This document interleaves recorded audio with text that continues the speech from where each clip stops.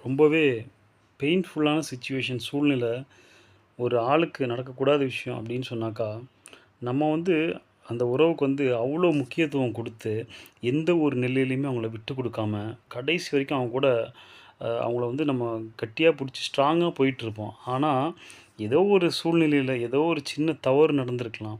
ஆனா, அத அவங்க மனசுல வச்சுக்கிட்டு, நம்மள வந்து தூக்கி எறிஞ்சிருவாங்க. நம்மள வந்து டோட்டலா அவாய்ட் பண்ணிட்டு, நம்மள வந்து என்ன சொல்றது?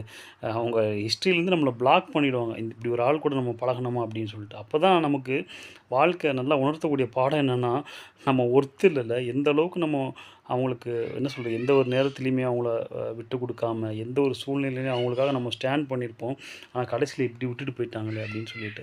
ஆனா இன்னைக்கு ரொம்ப சில பேர் தாங்க அந்த மாரி விட்டு குடுக்காம நம்மளுக்காக ஸ்டாண்ட் பண்ணி பேசுறது. அதனால இந்த மாரி உறவுகள அ பார்த்து பத்திரமா நம்ம வச்சிருக்கணும். சூஸ் பண்றவங்களும் ஒழுங்கா சூஸ் பண்ணுங்க அப்படின்னு சொல்லிக்கிறேன். இன்னொரு முக்கியமான விஷயம் என்னன்னா, சின்ன வயசுல நம்ம எல்லாரும் நெனச்சிருப்போம்.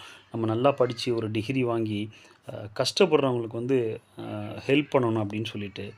ஆனா, படிச்சு முடிச்சதுக்கப்புறம் தான் தெரியுது, அந்த கஷ்டப்படுறதே நம்ம தான் அப்படின்னு சொல்லிட்டு, அ அப்படின்னு அப்படிங்கிற மாரி தான் போயிட்டுருக்குங்க. நாளைக்கு வந்து அ அ தேர்தல் நாள். அப்ப எல்லாருமே கண்டிப்பா ஓட்டு போடுங்க. விட்றாதீங்க. அடுத்த 5 வருஷத்த பேசக்கூடிய நாளா இருக்கு அப்படின்னு சொல்லி நான் முடிச்சுக்கிறேங்க. Thank you.